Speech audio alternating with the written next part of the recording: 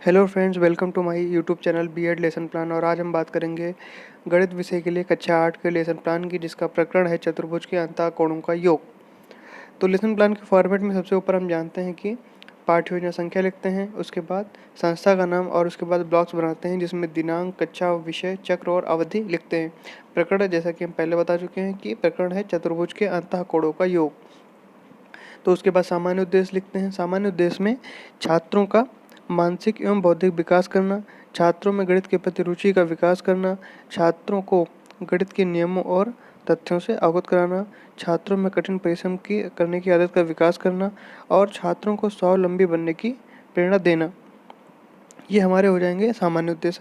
विशिष्ट उद्देश्य की बात करें तो विशिष्ट उद्देश्य में पहला है ज्ञानात्मक, तो छात्रों को चतुर्भुज के अंतःकोणों के बारे में ज्ञान प्राप्त हो सकेगा। दूसरा है बोधात्मक, छात्रों को चतुर्भुज की विभिन्न आकृतियों का कोणों के संबंधों का ज्ञान हो सकेगा। तीसरा है अनुप्रयोगात्मक, इसमें होगा कि छात्र भिन्न भिन्न अंतःकोणों वाले चतुर्भुजों का प्रयोग ज्यामिति के प्रश्नों को हल करने में कर सकेंगे। और आखिरी है कौशलात्मक, जिसमें छात्र अलग अलग कोणों के आधार पर बने चतुर्भुजों का प्रयोग दैनिक जीवन में हस्तकला निर्मित वस्तुओं में कर सकेंगे। इसके बाद बात करते हैं शिक्षण विधि की। तो शिक्षण विधि में हम गणित विषय में मुख्यतः आगमन और निगमन विधि का प्रयोग करते हैं। सहायक सामग्री में तो चार्ट है, चांदा है, प्रकार है, स्केच पेन है, यानी जो ज्यामितीय उपकरण है उनका प्रयोग हम करेंगे सहायक सामग्री में।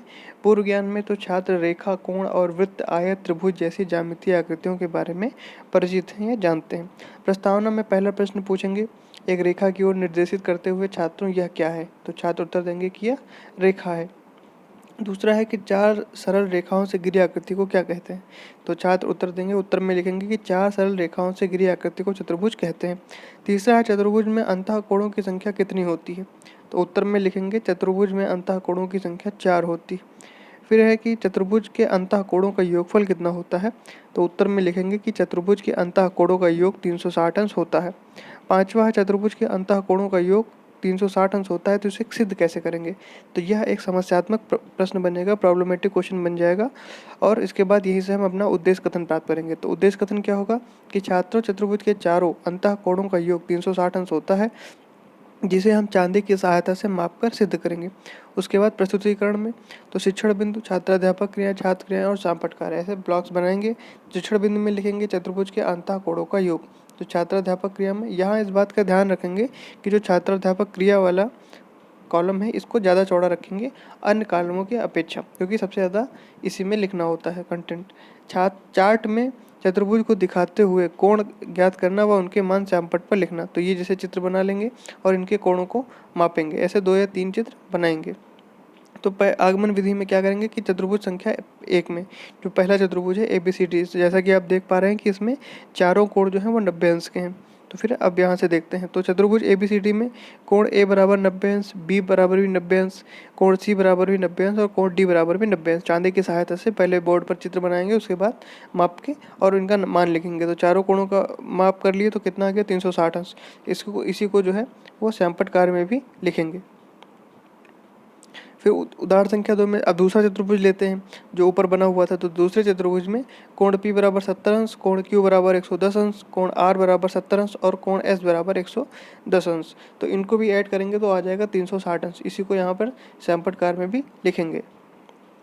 फिर यहाँ पर भी योग करेंगे तो 360 अंश आ जाएगा। अब ऐसे उदाहरण संख्या 3 में जो तीसरा चित्र था उसमें भी तो कम से कम 3 उदाहरण जरूर लेंगे। चतुर्भुज XYZ में XYZL में तो कोण X बराबर 110 अंश है, कोण Y बराबर 110 अंश है, कोण Z बराबर 70 अंश और कोण L बराबर भी 70 अंश है। तो इन चारों का भी योग करेंगे तो कितना आ जाएगा 360 अंश। तो अब नियमीकरण कर देंगे। जैसा कि हमने 3 उदाहरणों से देखा, आज 3 अलग अलग प्रकार के चतुर्भुजों को लिया और उनके कोणों को चांदे की सहायता से मापा और उन चारों कोणों का योग किया। तो तीनों उदाहरणों में अलग अलग चतुर्भुज के कोणों को माप कर जो देखा, तो हमने क्या देखा कि चारों कोणों का योग जो है वो सभी चतुर्भुज में 360 अंश आया हुआ है। तो यहाँ से इसका नियमीकरण करेंगे कि उपयुक्त उदाहरणों से यह निष्कर्ष निकलता है कि चतुर्भुज के चारों कोणों का योग होता है कोण X, कोण Y, कोण Z प्लस कोण L बराबर 360 अंश। अब ये यहाँ पर नियमीकरण हो गया। इस तरह के दूसरे पेज पर एक टेबल भी बना लेंगे जिसमें उदाहरण संख्या 1 है तो यहाँ पे तीनों कोणों का योग यहाँ पे 360 अंश आ जाएगा। उदाहरण संख्या 2 में यहाँ भी जो है 360 अंश आ जाएगा, इसमें भी 360 अंश तीसरे उदाहरण में भी आ जाएगा।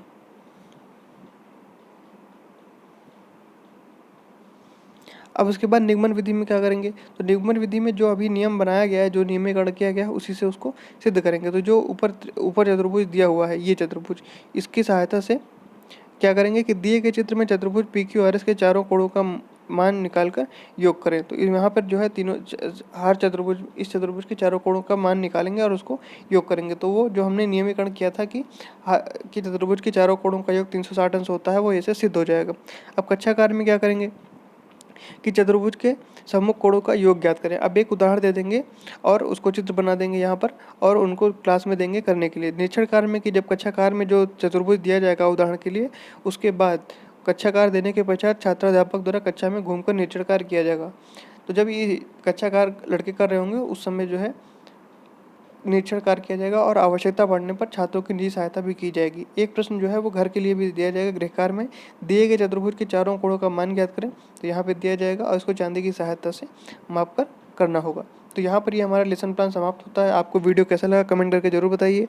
हमारा चैनल सब्सक्राइब करिए, दोस्तों के साथ शेयर करिए और वीडियो को लाइक भी जरूर करिए। साथ ही और भी किसी टॉपिक पर अगर आपको लेसन प्लान चाहिए तो कमेंट करके जरूर बताइए।